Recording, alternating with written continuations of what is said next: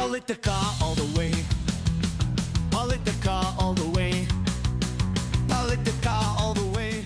Luzon, Visayas, and Mindanao, and those watching all over the world, magandang buhay po sa inyo lahat. It can't get better than this now, no? I have so many things in mind, a litany of nice, sharp, cute things to say and how to introduce our guest. But siguro, let's just trim it down to maybe a few. I see him as a person with sharp wit, zero fear, feisty but charming in a very sensible way. Please welcome on the program dito po sa ating Politika all the way, Attorney Jess Falsis. AJ. Wow! Thank you for having me, Sir Jojo. Thank you. The pleasure's all mine. Politika all the way. All the way. Di ba? All the way. Ganun nga eh. Di ba? Because every day is politics. That's right. That's Everything right. is political. Right Akala now. ng mga tao, no, wala naman politics dito, ganyan. No, that's not true. Everything is political. Especially nowadays. Money, family, marriage, everything is political. Kasi ang politics is about power dynamics eh. That's right. Wherever there's power and imbalance of power, there's politics. That's right, exactly. And precisely so, sabi mo even in family, especially in family and politics. Kasi in politics, andyan ang family. Pamilya rito, pamilya ron. Dynasty. Kung ano pinamimili mo. Ganun ang pamilya natin. Kung ano ipapamigay mong posisyon sa anak mo? Pamana? Pamana? Nasa monarchy pala tayo, no? Ngayon. And yet we're called a democracy. Yeah, well, dynasty, no, the monarchy in dynasty and monarchy, they actually have Similar. Similarity, Yeah, ano? pero syempre sa ngayon, you just give the impression that there's democracy. Yeah, Yeah. but in essence, parang you're passing it down Passing it down to your next heir. That's right. Oh, mayor, 25 years old. Hindi naman magaling. Wala namang track record. But just because they have your name, the mayor, yung anak mo has your name, mananalo. And of course, the money. And the money also. Of your family. That's right. So family and politics. Diba? Governor ako, pag hindi nyo binoto yung anak ko as mayor, ano mangyayari sa tao? Siyempre yung ibang tao, ipet. Hindi natin mabiblame ang tao eh.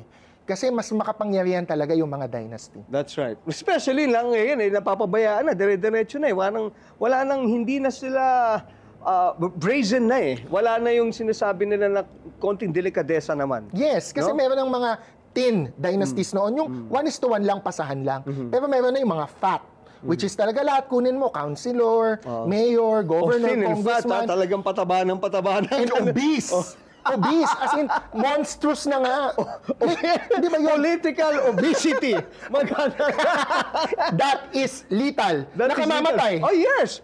Sa atin. Sa atin. Hindi sa kanila.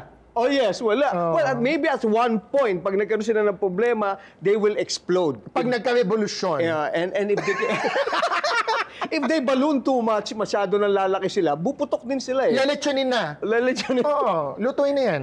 Oh my God. And we're not even 5 minutes into the conversation. We have covered so much. We can go for 2 hours. I know, right? But that's a very important advocacy. Banning political dynasties. And luckily for us, si Speaker Boji D, even though he belongs to one of the fattest dynasties, admitted siya. Self-admitted, no? But he said recently lang na they will try to pass an anti-political dynasty. Kasi hindi naman pwede tayo, rally lang tayo ng rally, sigaw tayo ng sigaw. Galit tayo, tama yan. Pero dapat may singil. Luckily, in fairness, nakikita nila, isa sa mga kailangan nilang pagbayaran is ibigay sa atin ang pag-ban ng political dynasties. Okay. Power to the people at least. That's what we actually should focus on yung strength and the power of change is still with us. Nasa atin pa rin mga tao No, but we really need to be synergized. We have to be united towards one goal no? Yung talagang and make people see, the politicians see that we want change and positive change at that. But it should really start from us. So they cannot ignore us. Yes, kasi exactly. Kasi kapag talagang the power, the critical mass is together, it's not ignorable You cannot ignore it. And so far, dahil kasi nakakagulat yung pakinggan, wow, a political dynasty patriarch. Boji D is one of the patriarchs. Boss nung dynasty. The D. Medyo mahirap sabihin ha. The D. The D. Dynasty. Boji D. Ang lapit na, DY pa, Dynasty. no? Ang hirap tama. sa Isabela. He said they will try to pass. Now, tingnan natin, the proof will be in the pudding. Pag napasa nila, sa ngayon, pangako pa lang. O pero, it's out there. Pag hindi niya natupad yan, he's a classic politician, si Speaker Boji D. No offense Right. to Speaker. So he really has to pass it. Otherwise, magmumukha siyang trapo. Yeah, but what do you say about, Attorney Jess? Yung mga sinasabi nila na a certain number of years, is too short for a good for a good governance. And kung masyado naman mahaba is bad for a bad one. Well, that's true if walang dynasty. If there's a dynasty, it will always be bad governance. No matter how short or long the term is. So it's a choice of lesser evil for you. Yes, because I've always told this to other people. Ano ba problema sa dynasty?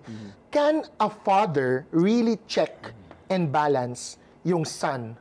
What more? Yung son or daughter? Kunwari, pinasa yan. Kasi ganito yan, Sir Jojo, hindi alam ng mga tao. No? Lalo na pag local government. Pag Congress, medyo iba. But it's similar. Pag local government, may tinatawag na turnover. Pag natalo or pag natapos na yung term, kailangan niyang i-turn over sa bagong That's nanalo. right, yes. And sa turnover, usually nangyayari yung mabubulat lahat mo. Lahat ng nangyari in the past. Kasi nakikita mo na lahat ng documents From the treasurer, from the bank, from the city hall. Lahat ng mga napirmahan, pwede mo nang i-access as the new mayor or governor. Yes. So kung anak mo, ang tinurn over mo, anak, ikaw na susunod na mayor. Anak ng... I-check ba ng anak yan? No. Tay, ano tong pinirmahan mo? Tay, bakit hindi kompleto? Bakit sira-sira na kagad yung project? Tay, bakit na-disburse pero walang project, ghost project? Tatanungin ba yan ng anak mo or ano mo? Asawa mo? Hindi. And ako hindi ko naman sinasabi na families should fight. I understand if the Filipino family will not fight. So that's why dapat walang dynasty. Kasi I don't expect the son or daughter or the wife to ask the father or the husband. Saan ang checks and balance? Wala. So 2 years, 3 years, 4 years, Dapat it's wala na. too short or too long. Basta may dynasty, bad governance yan. Okay. I will play devil's advocate to this. No? I agree with you. I agree with you. No? Ang akin lang iniisip is sometimes, what if apart from, wag na lang instead, apart from the dynasty, is we have a more, well, I know if it's politically correct to say it, yung cleaner, stronger, firmer, electoral system that will ensure really honest to goodness elections. That if this was, kasi it could work both ways naman, Attorney Jess, di ba? Ito kung magaling na ito, di ba, may sabi, sana ikaw na lang. Kung baga, miski sa, or term extension, if you, or something like that, di ba? Which do you think would be more palatable to you? Would it be a clean, good, honest to goodness Electoral system that will really put into place somebody or the rightful or banning political dynasties? or banning political dynasties? Which one is more of weight to you? So one, syempre, if we can have both, why not? But I'm assuming you're asking we cannot have both. Oh, yes, I we can to have choose. both. Yes, exactly. Doon ako sa banning political dynasties because Pa rin, oo. it's a chicken and egg. Why don't we have a good electoral system? Because there are dynasties. Oh, okay. Why don't we have a good electoral system? Because the dynasties may concentration of power. There's a perverse incentive to monopolize kasi nga una ayaw mo ma-check yung sarili mo. So, anak ko na lang ipapatakbo ko. Ang sasabihin ko, yan ang branding namin. We will continue, continuity. Yan ang ibebenta mo, continuity of services. But that's patronage politics.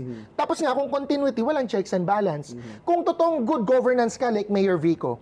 Mayor Vico said, hindi ako tatakbo.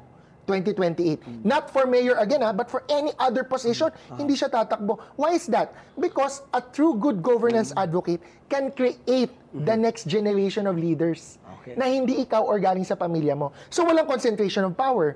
Tapos hindi mo din kailangan mangurakot. Bakit ba mangungurakot ang dynasty? Because they want to perpetuate themselves in power. Patronage politics na ang kailangan. Bigayan, vote buying, patronage. So, yung good electoral system, it flows from or is caused by the absence or presence of a dynasty. Isa ko pa diyang pihit kagad yung candidate who is a viable challenger.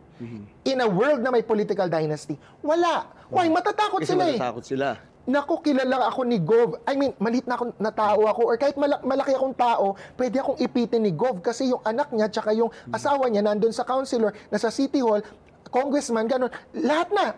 Hindi, ang sitwasyon lang na inisip natin, mayor to mayor. Yes, so. Pinapasa mo. Pero ang sinasabi ko nga, may fat dynasty eh. Na halos lahat na ng political dynasty, positions, controlled mo sa isang baluarte. And that's happening all over the country. That's true, that's From true. Sorsogon to Isabela, Davao Occidental, Davao City. Show me. Pero yung what happened exactly with Governor D is precisely what happened before with him with this kasi nga 'di ba well then it's all out in the open na sinasabi nila tama na raw yung D in Isabela, so there's a certain faction that came out of nowhere. This certain Grace Padaka? Oh, si Grace Padaka. Way before. Yeah, they were Natalo. They Ni Grace lost to Padaka. her because they wanted change and thinking that Grace Padaka would bring about that change. Kaya lang, yun na nga. Well, Ba't hindi na-sustain? Ba't hindi nanalo si Grace Padaka ulit? I think she only won once again. Once, kaya nga. Bakit hindi siya nanalo again? Because ang dami pa ding dynasty sa ilalim niya. Nakuha niya yung pinaka-taas na posisyon. Pero ang dami pa ding Albano, D, at I forget this other dynasty sa Isabela. Sila naghahanap pa din ng patronage politics. So kung malinis ka na governor, wala kang nade-deliver na patronage politics sa mga baba. Ganun pa. So sila So naman, you're ang saying ikakampanya that the nila, system is so intact, the system of all this, it works. It's a web. It's a web. It's Octopus. not, nandun lang siya, no? You're saying that lahat yan, octopus, everything is intertwined with each other. Na hindi, But if we have an anti-political dynasty, edi yung councilor, mayor, governor, lahat. May But you're pa ng talking about just dynasties one term lang. to control. Halimbawa, one term lang. Halimbawa, sige, after nito, botak na ulit ako or something like that. Ganon, di ba? One term and then I'll run against you again. But that's all right with you? Or there's a certain... We're not looking at one person, ha? Ang pag dynasty, we're looking at the family. So kahit one person ka, okay lang. If you want to try. Pero ang problema kung may family ka, a dynasty that can help cover you and empower you in a corrupt way din.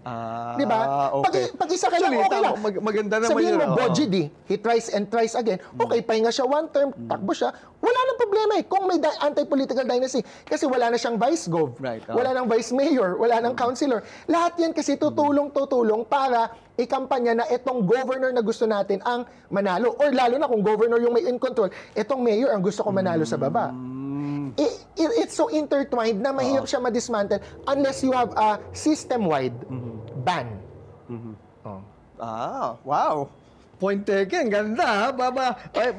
I now have a new perspective of how it is, no? Kasi tama naman yung sinabi mo. I agree with you on that. Hindi lang siya basta-basta. Some people may misconstrue dynasty with just maybe the... 1:1. 1:1. Mayor to mayor. Mayor to mayor, di ba? No eh. No. It goes down, it trickles down to most, or if not all of the... Galamay na. Oo. Pero yung patriarch ang in control or the matriarch. Oo. May ganun ha. The Godfather. Gender equality na ngayon sa dynasty. May mga babae na sila ang in control. Politica all the way. Politica all the way. Politica all the way. Let's look at Cavite. No offense. Si Mayor Jenny Barzaga. Siyempre, she's the head of the family now. Right, So the Barzaga dynasty, namatay na yung husband, she's in control. Alright. Sinong vice mayor niya? Anak niya. Sinong okay. congressman niya? Anak niya Yung rin. sikat natin, na Kongyaw. Di ba? Bakit yeah. ayaw niya si Kiko Barzaga sa City Hall? Ba't niya nilagay sa Congress? Kasi ayaw niya na. Ayaw niya doon siya. Ayaw niya sa City Hall eh. That's the question. Hindi ko sasagutin yung tanong ko ha. Yun ang tanong. Yun ang Bakit tanong. hindi si Kiko Barzaga ang ginawa niyang vice mayor? At yung isa niyang anak? Why do you think nga? Why? Oh, that's a rhetorical question. It's not for me to answer. Mga taga Dasmariñas na lang ang sasagot niyan. Or si Mayor. But I'm sure you have people there, you know, na... It's better for Mayor Jenny. Hello, Mayor Jenny. Ikaw na lang, ano. Oh, by the way, this is very millennial, ha? Ang mga Gen Z ganito, eh. Ganun. Ganyan na nga pala Sorry, sila. matanda na, ha? Pero ganito ka din, Sir Jojo, ha? Nakita ko. Ganun ba ako? Hindi, Pag kasi telepono, di ba? that's love for me. Yeah, you know, love and commercial. Okay. Yes, oh my God. And ito naman, let's go to Senate. Pero peace lang, ha? Joke lang yun, ha? So Wala na, ang nasabi na eh. No. Ang ano ko doon is matriarchy o gender equality. At least, di ba? Ang head ng dynasty sa Cavite, That's babae. right. Well, not naman to sound but no choice din naman because the old has passed on already, di ba? Well, but people who know Mayor Jenny would say na she's also a powerful person and decisive person. Okay. Kasi I've had some coffee moments with Kong Barzaga before when I was in Congress. And he seems to be a nice fellow. Kaya medyo likable ang daddy niya. He is very likable. Likable daddy niya. Likable din naman si Kong Kiko. Pero iba ang pagiging likable sa pagiging competent. At sa pagiging public official. No, kasi we pay them 300,000 a month. Yeah, that's right. From your taxes, from my taxes. Anong output niya as a congressman? Wala pa. I mean, as a legislator, kasi yan yung trabaho, eh. That's right. Ilan bang proposed bills niya? 2 or 3? Or less than 10? When others have more than 100? Does he know how to legislate, which is to defend your bill sa plenary? We haven't seen that in action. Ang nakikita natin social media. But we can have many people like Kiko Barzaga outside of social media or outside of Congress who can speak like him. But he's a congressman. So yun ba yung function niya? Is that what we pay him for? Is he even, some people are even questioning his functions. I mean, the way he functions, the way his mind functions. Di ba? What do you Actually, think? he's a borderline genius. Kaso syempre, low EQ. Diba? Medyo mababa ang kanyang social cues. But dalawa naman yan, the IQ and the EQ. IQ and EQ. But he will say, ganun talaga ugali niya. That's good. But maybe it doesn't fit in Congress. Kasi hindi naman ibig sabihin, trapo lahat sa Congress. Yes, buwaya lahat sa Congress. Yes, wag natin silang tularan. Pero for him to say hindi siya katulad ng iba, and that is good and that is what makes him different, does not justify yung iba niyang antics. And does not justify na hindi siya nagpe-perform as a legislator. Tama naman yun. I think that's a very good observation. No?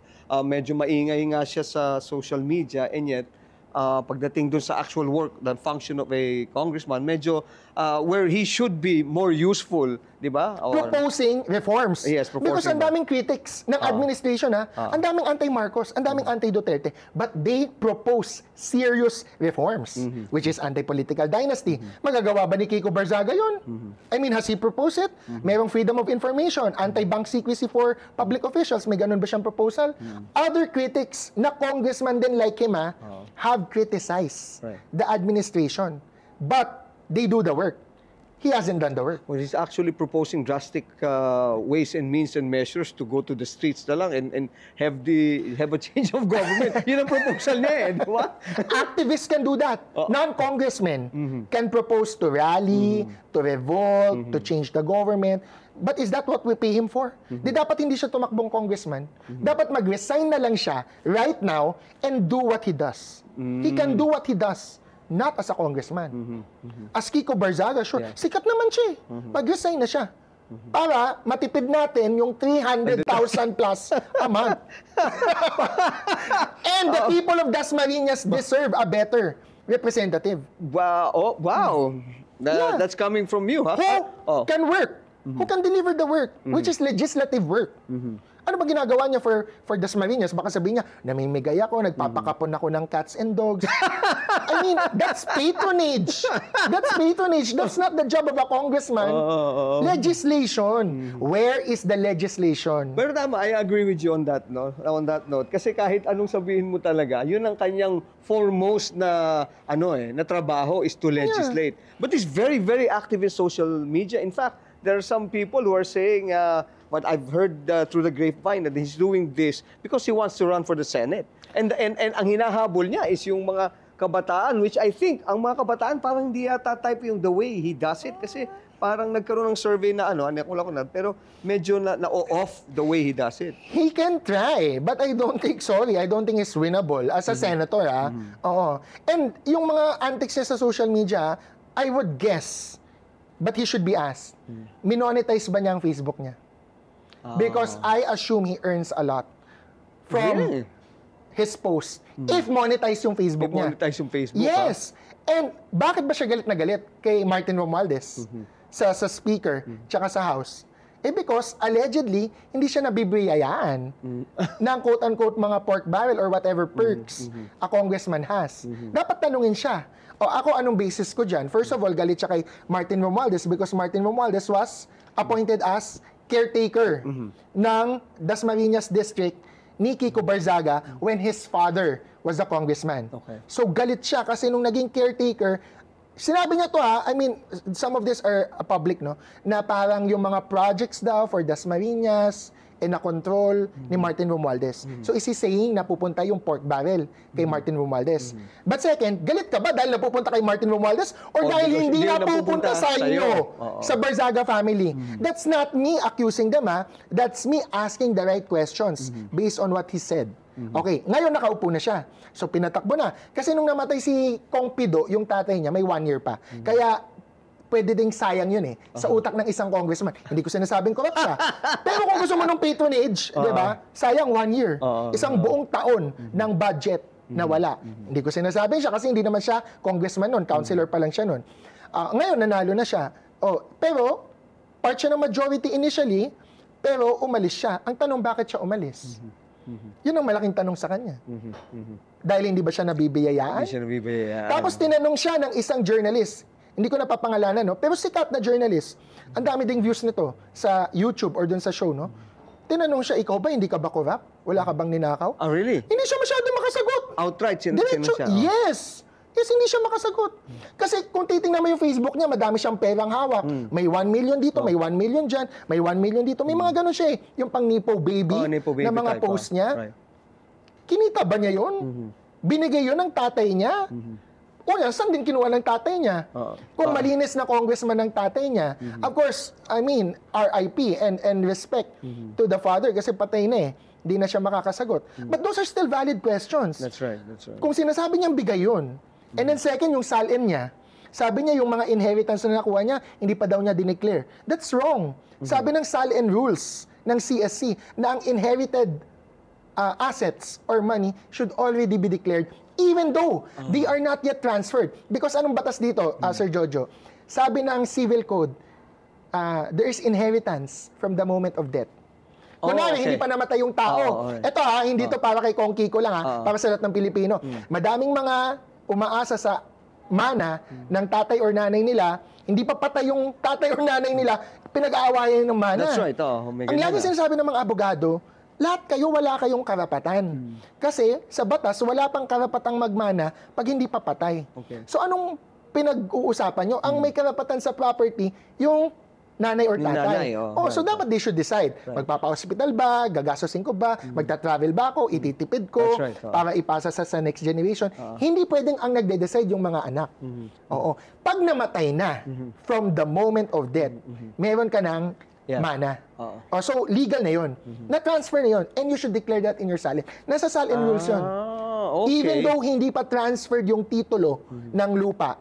Kasi I think, if I'm not mistaken, please correct me if I'm wrong, 50% goes immediately to the mother or whoever is the living spouse, and then the 50% of which goes to the children. Tama ba? And sa 50% kasama pa din si wife doon as an heir. Yung 50% kasi kay wife, automatic yun. CPG on conjugal property of gains or absolute community. Right. Pag gano'n ang marriage mo, it assumes na 50-50 ang property. So may 50% may-ari, yung asawa, babae, yung asawa, lalaki. Pag namatay yung isa, yung 50% na yun is considered as the 100% ng paghahati-hatian. At pag namatay yung tao na yun, kasama pa dun from sa the moment of death, sa yun na yun. So, going back to Kong Kiko Barzaga, mali yung sinabi niya na may 35 million na siyang inheritance na hindi pa niya nilagay sa salin. Because he's under inflating. Underreporting yung salin niya. Ayaw niya magmukha na mayaman siya. Right. Mayaman sila. Alright, Ang Barzaga family. Okay, talk about underinflating. There's one in Senate who is a very good friend of yours, who says hi to you all the time, who is now borrowing your words, underinflating, supposed to be his salin, no? By the way, he says hi to you, Senator Chis Escudero. Have you asked him personally? I doubt he would say hi. I doubt he would say hi. He would probably say a different word. Or words. No, with hi with the GH. on a different high. Parang, diba? Depende na lang yun kung saan mo kukunin. Okay. Pero di ba? I mean, is that yun yung pinaka-ano rin sa kanya now, these days, Attorney He's the Jess, di ba? poorest. Oo, he's the Senator, poorest. hindi ka ba naniniwala? Sir Jojo? Alam mo naman ako, very gullible ako. Kasi I'm the type of person who, is really? Oh, sige, He sabi was mo the eh. poorest congressman noon. And the poorest senator. Ilang years na ba siyang senator? Parang nakaka 3 or 4 terms na siya as a senator. And he's always been the poorest senator. Alam mo, sabi ko, I believe that you believe. Pero Ano nag-wedding sabihin ko sa kanya? Balisin. Naniniwala Pero ako. ang reception, sa ganito, ganyan, di ba? O pero may nagtanong na kasi sa kanyang journalist eh. Di ba? Oh, really? Na, poorest senator ka. Noon pa to 2013, 2014. Because minomonitor ko yan, syempre. Sabi, poorest senator ka sa salin mo. Pero nag-wedding ka sa Balisin. How can that be? Ang sagot niya, ano sagot niya? Hulaan mo muna, Sir Jojo. Meron yung mga ninong at ninang? Sponsor. Bigay nito, bigay Yes, niyan. Pero sabi ng journalist, hindi ba conflict of interest yun? Well, syempre, si Senator Chis laging sabi, walang conflict of interest kapag may issue na covered sila, like itong mga rich billionaires or businessmen, hindi ko yun pinapakailaman. Pero maniniwala ba tayo? Siyempre, utang na loob mo pa din yun eh. At hindi natin alam lahat ng issue sa Senado na napupunta doon na baka mayroon conflict of interest. Like for example, yung flood control scam, nalaman lang natin yan. Kasi nga pinaputok. Otherwise, happy-happy pa din sila ulit. Oo nga. O, diba? So, hindi ko sinasabing may kalokohan si Senator Chis. Ang sinasabi ko, when you accept millions as gifts, like a Balisin wedding or a free reception, hindi pwedeng walang conflict of interest yun. Because you're a senator, and a senator, national ang coverage mo. Lahat ng batas na pwedeng ipapasa mo. So, hindi mo pwede ma-cover yung mining, yung construction, yung ports. Mga billionaires, ganyan ang mga businesses eh. Right.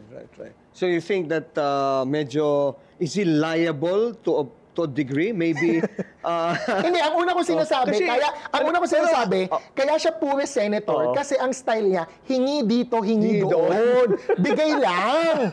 Kaya hindi kailangan maging asset. Hindi siya nagiging network. Pero hindi ba nakakahiya yun? You're a senator and malakas ka humingi. baka naman sabihin ni Chis, ni Senator Chis, inaano natin siya, na siya lang. Hindi lang yun. Pati kasi si Senator Marcoleta is also now under fire precisely for the very same thing. Underreporting, Underreporting, underdeclaring. underdeclaring, or underinflating, or whatever, no? Pero yung kay Senator Marcoleta, different. Kasi so far, unless may Tweety Bird ka, like ako, may source ako na may Audi R8 daw si Senator Marcoleta, wala sa salin niya. Pero ang mas issue kasi sa kanya, yung galing sa sarili niyang bibig. Sa sariling bibig ni Marcoleta, inamin niya na may 52 million akong salin, under oath yun. So, pinanumpaan niya yun. Yeah. Meron akong 112 million na campaign expenses. Pinanumpaan din niya yun. Sa COMELEC yun. Ang salin, fina-file mo sa Senate or sa CSC, di ba? Sa COMELEC, nanumpa siya, 112 million ginastos niya for the 2025 elections. So, sabi ng mga netizens, mga bashers niya, including me. But I'm not a basher, no? I just asked, di ba? How can you spend 112 million of your own money? Kasi wala siyang dineclare. Kasi sinabi niya, pera niya na ginamit contributor. niya. And wala siyang dineclare na contributor. Right, Wala siyang nilista doon sa COMELEC form na ito ang nag-donate sa akin para makagastos ako ng 112 million. Wala. So pinagtagpi ng mga tao like me, 52 million net worth mo, paano ka nakagastos ng 112 million of your own money? Baon ka ba sa utang? Kasi kung baon ka sa utang, nasasalin mo din dapat yon as a liability. Negative. Negative 50 Dapat million negative ka na. net May worth utang ka niya. pa. Pero dahil criticize siya, meron siyang sarili niya mga press con. Ang press con niya lagi, doon sa show, nakaalyado niya, meron siyang talk show meron siya. sabi niya doon, ay, yun, hindi ko kasi minention kasi sabi nung mga nag-donate sa akin, pinakausapan ako, wag na akong i-mention. Diba? Yes. Sige, sorry. Sabi ni Marcoleta, sabi daw ng mga donors niya, wag mo na akong i-mention, pakiusap. Wag mo na akong i-mention. Si Marcoleta naman para, ba't ko naman isusulat yun?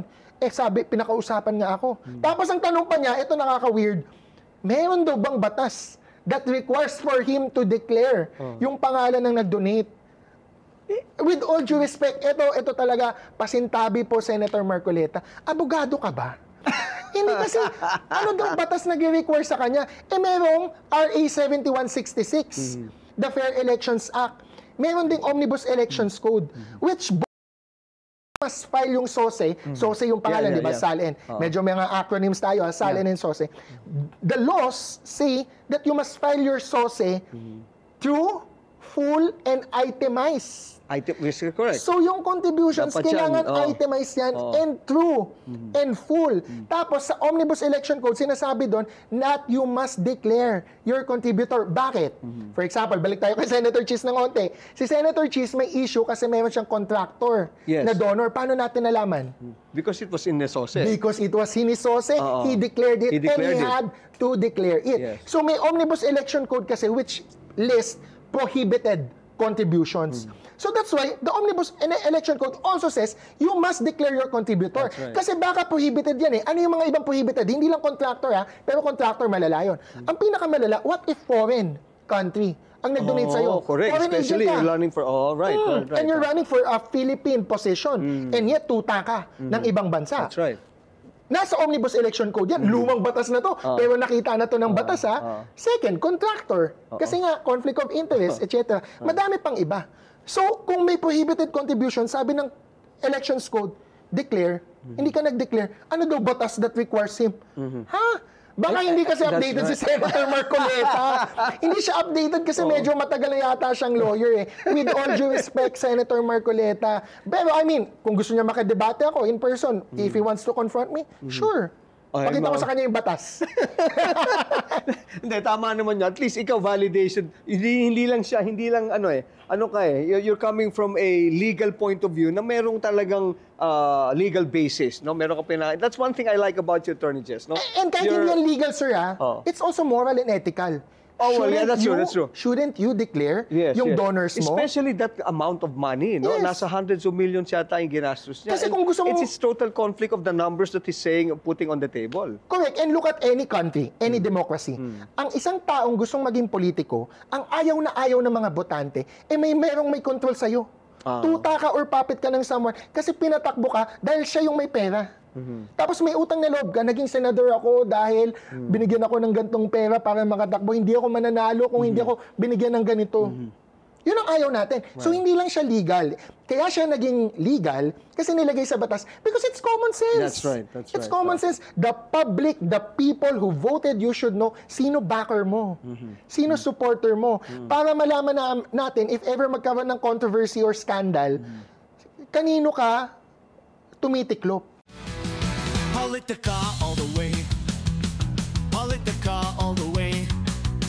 Politica all the way. Talking about the current events now, no, and yung mga flood control, it is really sad, and we're with the and people have died. Yes, so kaya nga. And people will die. It's really, continuously really sad. until mawala yan. Hanggang ngayon nga, lalo na ngayon yung kay mga reels nung Typhoon. Typhoon Tino. But Typhoon Uwan. Yung reels ni former Secretary Gina Lopez. And sadly, I was really rooting for her, diba? Saludo. Saludo talaga ako sa kanya. But sadly, yun na nga, because precisely what you're saying, I think it's a validation of those big businesses that were against her and against what she stands for mining. We haven't even talked about that. Kaya nga Okay lang kasi may flood control pa ngayon. Pero in the future, dapat titingnan natin yan lahat. Online gambling, mining, big businesses yan. Lahat. And they will try to get congressmen or senators to pass certain laws that will favor their industry. That's right. We haven't even talked about energy. Sobrang dami kong pwedeng Marami ikwento talaga. But, you know, I mean, grabe. Bale, hanggang part 10 yata tayo dito. Part 10, part 12. Hindi kasi, Sir Jojo, guguho ang gobyerno. Pag nalaman mo talaga lahat ng corruption, guguho yan. So tama na rin pala itong ginawa ni Presidente BBM na you know, sige, let's bring it out in the open. Bahala na kung anong ano.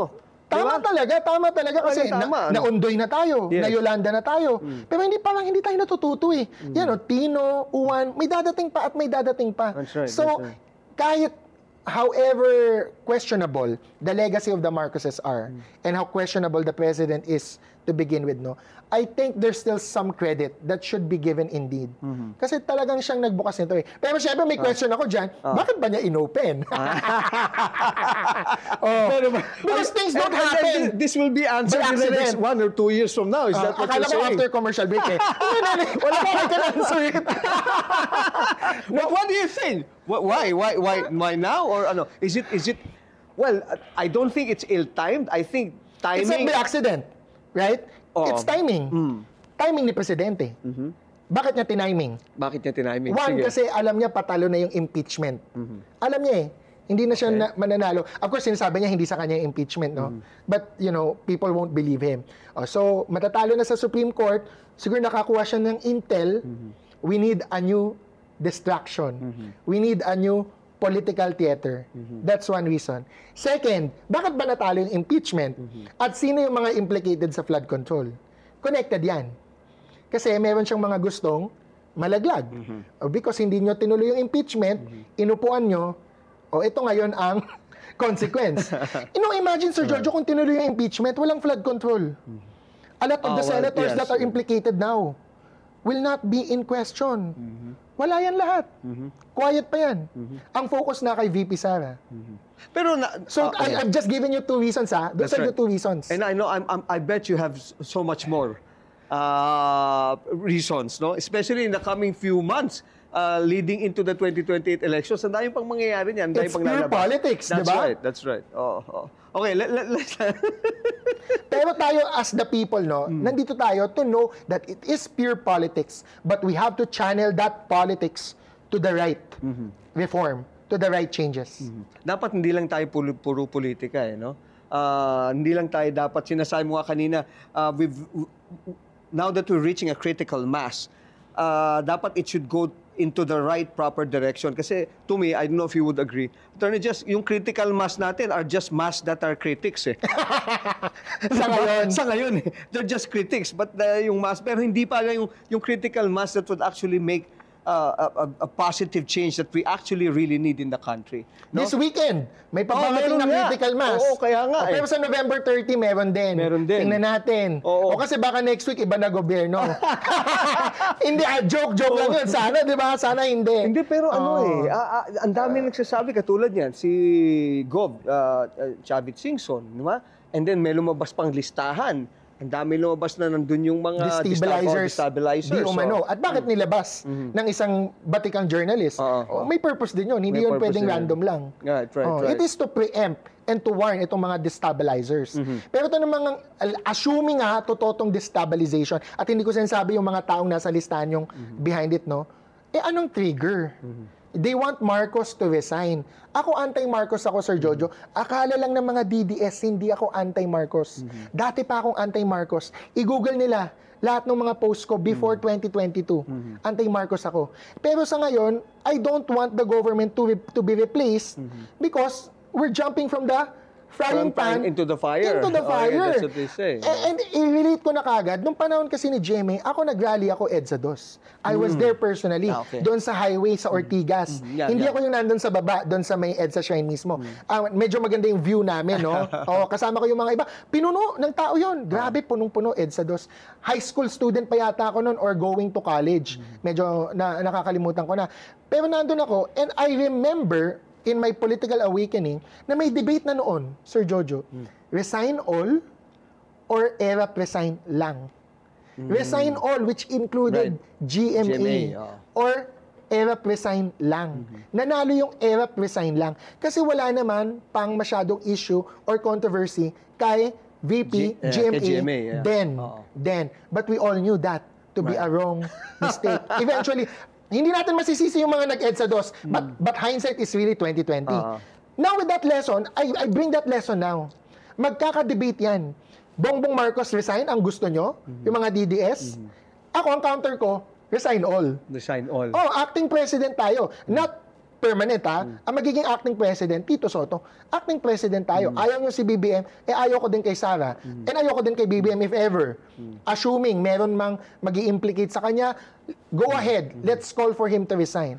Pero yung kay VP Sara, well litigated na yun eh. Confidential funds, Mary Grace Beatos, DepEd. Di kaya dapat nilagay na lang din ng mga salin ni Senator Marcoleta and Senator Cheese na dapat silang, baka magkakamag-anak yung Mary Grace Piatos na lang nilagay na. No, parang gano'n lang din. Will that be enough? Yun pala yung contributor mo, no? Mary Grace Piatos. Puro gano'n lang. 125 million, ha? Oo nga, oo nga. Pwede na yun, pampondo ng isang senador. You know, it's very...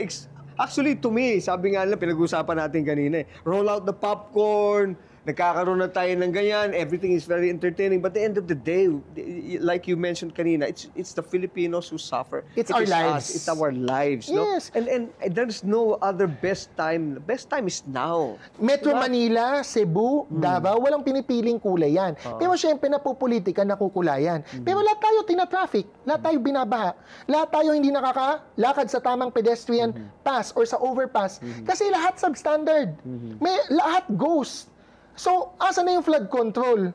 Kaya tayo binaba. Ang hindi ko maisip dito sa mga corrupt na politician, sila din nababaha, I assume, like going to work, going to the Senate, sila naman dinadaanan natin, going to Congress. No? Pero sa bahay nila, hindi sila binabaha. Sa bahay nila, may 40 plus cars. Sa bahay nila, ganon, sa baluarte. Pero iniisip ko, gusto mo din naman mag-travel sa isang magandang airport. That's right. Gusto mo din siguro ng MRT or train na hindi ka nata-traffic. Bakit ayaw nitong mga politikong magpasa ng napakagandang infrastructure para sa sarili nila? Every time we go out of the country, you know, doon ka lalong malulungkot with what's happening here. Kasi siguro, sa sobrang daming perang napupunta doon sa mga hindi dapat, and then you see all of these developments in other countries na napakaganda, malulungkot ka para sa atin. And yet, the Filipinos are considered the most, if not one of the most, if not the most hardworking people ever, and happy at work. And resilient. Resilient, and they embrace everything. And yet, ganun tayo, di ba? Bakit ba? Kasi for example, di ba sa Japan, sa Hong Kong, iwan mo lang yung kotse mo sa bahay. Mag-train ka na lang. Right. Even the rich do that. That's true. So ako, hindi ko ma-imagine kung senador ako, kahit maging senador ako, gusto ko magkaroon ng train line. Directly to the airport. Like for example, NAIA. Yung mindset sa NAIA, it's very car-centric. It's pang billionaires. Why? May automobile lobby. Gusto nila tollways. Gusto nila kalsada. Why? Kasi cars eh. Ako, kung ako mag-iisip, gusto ko dapat may MRT. From NAIA 3, no? NAIA 2, NAIA 1. Yung tinayong Skyway noon, that could have been an MRT line. Right. Why did we choose a Skyway? It's because our politicians and our billionaires have, you know, cars. Have the incentive to go for a tollway or a Skyway. But, kung tinignan lang natin ng Singapore, Hong Kong, lahat ng OFWs, lahat tayong nakapag-travel, alam natin, it's better to just have a train line. That's right. To the airport. Pa. Kahit Bangkok nga lang di ba? Hindi na nga Singapore, Hong Kong. Buti nga, itong subway, meron na tayong tinatayong subway ngayon, di ba? Kailan natin makikita? I hope I'm still alive by then. Hindi, ang ano daw, Attorney Jess, 2027 ba? 2028? Ang laging namumove eh. Laging namumove. 'Di ba dapat 2025, 2026. O ngayon 27, 28. Iba na presidente nun.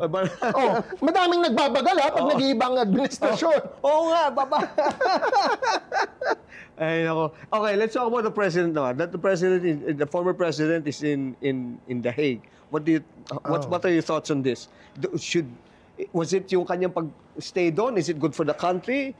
Now, in the Philippines, okay ba na si Digong, former President Digong is there? Or dapat ba siya ibalik? And now that there's an impending also with Senator Bato de la Rosa, ICC. Politica all the way. Politica all the way. Politica all the way. No, I have to first look at it from a justice lens. Legal siya pero hindi din siya purely legal, di ba? From a justice lens, it's just right that he is tried by the ICC. Kasi kung hindi naman talaga siya gumawa ng krimen, he can also prove that. So at least he's being given his day in court. Yes. Ngayon, ang sasabihin ng iba, we have Filipino courts. Sino nagsampa kay Rodrigo Duterte? Meron na ba? Magpo-prosper ba yan sa Pilipinas? Eh, ang daming ang mga nadidismiss against politicians eh. Yes, napapanagot mo yung mga police, Caloocan police cops against Kian De Los Santos, etc. Pero hindi yun yung requirement sa ICC. Ang requirement, si Duterte mismo. Are Philippine courts unwilling or unable to prosecute Rodrigo Duterte? And it seems to be the answer is, we are not willing. We are able. Functioning, yun yung argument ng mga DDS eh. The courts are functioning indeed, but are we willing? Iba yung able or unable. Functioning yun. Sa willing, it's political will. It's the political circumstances. And you mean to tell me? I mean, seryosohan tayo sa mga DDS. Sa mga DDS, seryosohan. Seriously, you would tell me that Rodrigo Duterte can and will be prosecuted here for crimes against humanity? 3 years na nangyari. Wala namang kaso na na-file. Siyempre sila sasabihin, ba't hindi mo kinasuhan? Well, una, ako ba dapat ang mag-file? Diba? Second, asa na yung mga documents? Ang daming documents na binura. Or ina-underground. The Supreme Court has noted that, na yung mga records noon, dati, I don't know if you would recall, Sir Jojo, original anti-Duterte kasi ako. Kaya alam ko yan. From 27, if you remember, there was a PNP, Accomplishment Report, released December 31, 2017 or Jan 1, 2018. It bragged and listed as an accomplishment all the drug killings. All those who died. Yes. Documented this is yan, Yes, kasi nga nagka-debate noon. Do you remember yung hashtag real numbers? Right, okay. Kasi after nila maglabas ng accomplishment report, ginamit yan ng mga human rights advocates. O tingnan nyo, sarili nyong data, 30,000+ or 20,000+. Revise nila. Sabi nila, hashtag real numbers. Fake news yan. Ito ang totoo, 6,000 lang. So this is actual ano yun, ha? Noon, tapos nawala na yan. Ngayon nawala na yun. Nawala yung Document PNP yan, Accomplishment Report 2017. Nawala. Nagkaroon, you can fact check me. Everybody can fact check me. Nagkaroon ng hashtag real numbers. Ang PCOO. Ang Malacanang. Na hindi, 6,000 lang. Pero hindi yung 6,000 pa rin. Marami pa rin 6,000. To begin with, yes. But we're talking about how the massive killings were perpetrated, tapos merong official government narrative to try to downplay it. And so you would tell me that we can prosecute Rodrigo Duterte seriously here? I'm very doubtful. And by the way, hindi lang ako nagsasabi niyan, Putyo-putyo lang ako na lawyer. I will admit, Sir Jojo. Ang nagsabi niyan is the former ICC judge, Dean Raul Pangalangan, the only Filipino who was served in the ICC. Siya nagsabi, unwilling or unable. We are not willing. In an interview. But now that we have Ombudsman Remulla, you think everything now will finally progress kung ano man yung dapat na mahuli or sana who's supposed to be, quote-unquote, jailed and penalized within the bounds of law, of course, no? I'm hopeful, but of course we should always be skeptical. Of course, Ombudsman Boying seems to be doing a good job now, but he's still a political creature, even if he says he's independent. Kasi nga, yung appointments nakikita natin napopoliticize eh. So at the end of the day, appointed siya ni BBM. So it will be hard to bite the hand that appointed you. That appointed you. So, it's up to the people to make sure everyone, na lahat ng sangkot, dapat mapanagot. Because it might be true na selective lang ang mapanagot. Pero sa akin muna yung sa selective, okay muna ako doon Kasi hindi naman natin yan pwedeng mapanagot simultaneously Hindi naman tayo si Thanos na one snap lang. Tao lang tayo, one by one tayo, step by the step until sumakses. So, isa munang congressman, isang senator, 2 congressman, yan, sunod-sunod natin yan. Right. Pero, by the end, tingnan natin, Ombudsman Boyeng, may ebidensya doon sa isa, hindi mo kakasuhan? Ganon. Kung may ebidensya, at sana magka-ebidensya. Ang problema ko kasi sa mga DDS, gustong-gusto nilang makulong at mapanagot yung isang quote-unquote corrupt sa tingin nila, kaso walang ebidensya. Tapos tanim ebidensya pa or tanim witness yung dating. Hindi kasi credible yung witness. Ito bang darating na 2028 elections, Attorney Jess, you think the Dutertes can reclaim power? And if they do, would it be good for It's us? very possible. And that's the fear. Ano yan? Gulo yan. The next 3 years, tuloy-tuloy ang gulo. When I say gulo, it's not really like the violence, no? But the political conflict. Because nag-break up ang Uniteam. 2 of the biggest dynasties in the country. Naging dynasty na malaki na ang Duterte, ha? Hindi na yan maliit. Kasi nga, naabot na nila yung presidency, eh. And then, may baluarte sila, Davao. And then, of course, the Marcoses are the Marcoses. Kaya hindi natin natalo yan, eh. Kaya nanalo sila noong 2022 because nag-Uniteam. And with the breakup comes a strong conflict. Para tayong ang mga Pilipino, para tayong mga anak. Nagdi-divorce or nag-aaway yung mga magulang. And we are caught in between. So, it's up to us to remain empowered na hindi tayo madrag sa suffering that they're going through at makuha natin yung pananagutan na dapat makuha natin. Do you have anyone in mind now, you think, that could be a good replacement?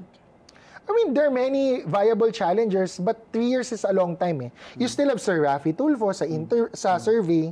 You still have Risa Ontiveros, Leni Robredo. I think the biggest ano pa din dyan is Mayor Leni. Mayor Leni, if she decides to run, can consolidate, I think. Pero ang concern is, kaibigan niya yata si VP Sara. Sabi ni Senator Sonny Trillanes, tatakbo ba siya for 2028? And I don't necessarily believe Senator Sonny.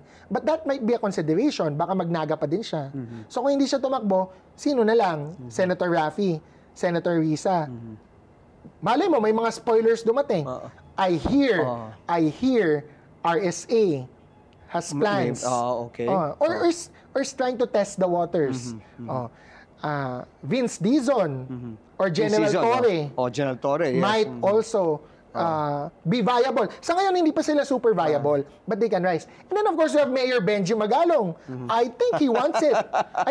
No, he's gunning for the presidency para kung hindi man niya maabot yung survey numbers by 2027, which is the filing of candidacy, October 2027, kung hindi niya maabot sa presidency, makuha niya sa Senate. Okay, we have here, there's so many things. He will deny it, ha? He will probably deny it. I mean, I'm just... Politicians are like that, naman, di ba? Hindi, tsaka ito naman galing as a political analyst, Sir Jojo. This is what I see right now as viable contenders. Hindi yung super viable pa, but can be viable. Eh ako naman in my life in politics and my dad has always taught me one very basic thing. If a politician says no, it means yes. Like Duterte. Noon. Hindi ako tatakbo. Tatakbo ko. Ito, we have name droppables here. No? We have a very quick lang. We will drop a name and then you say 1 or 2 things about them. Okay. Sige. Joel Villanueva. Best actor. In a dramatic role. Best actor in dramatic role. Ang pinaka-paborito ko pa din sa kanya talaga yung guni-guni bato ni Senator Joel Villanueva. Guni-guni bato ng isang bato de la Rosa. Grabe, the best. Sobrang inspiring. Okay. Senator Robin Padilla. I mean, sa ngayon, kasi ako Pero samahan na lang niya si Senator Bato. Sinabi niya, sasamahan niya si Senator Bato. Tsaka, hindi alam ng mga tao, may docu siya on Senator Bato's life. At ang bida, ang actor, Senator Robin. Yes! So, right. pag nakulong si Senator Bato, dapat bumisita si Senator Robin. Last but not the least, eto, Rodrigo Duterte. Digong. Good luck, sir. Ano na lang. Just enjoy your life in The Hague because The Hague, magandang facilities. Hindi yan totoo na parang inhumane, ganun.